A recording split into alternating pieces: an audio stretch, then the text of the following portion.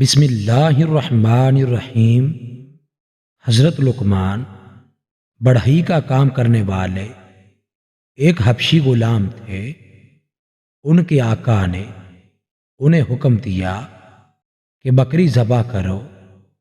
انہوں نے ذبح کر دی، پھر کہا بکری کے 2 پاکیزہ اور عمدہ اعضاء لے کر آؤ۔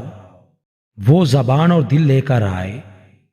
کچھ دن کے بعد پھر انہیں کہا بکری ذبح کرو۔ انہوں نے ذبح کر دی۔ وہ کہنے لگا بکری کے 2 خبیث ترین اعضاء لے کر آؤ۔ پھر انہوں نے زبان اور دل لا کر رکھ دیے۔ آقا نے کہا میں نے پہلے کہا تھا کہ 2 پاکیزہ اعضاء لے کر آؤ، تو تم زبان اور دل لے آئے۔ اب کی بار خبیث اعضاء لانے کا کہا تو تم پھر زبان اور دل لے آئے۔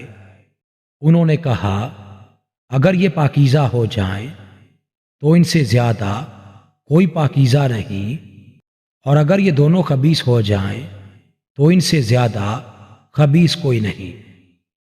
مزید واقعات سننے کے لیے ہمارے چینل کو سبسکرائب کریں اور بیل آئیکن کو لازمی پریس کریں۔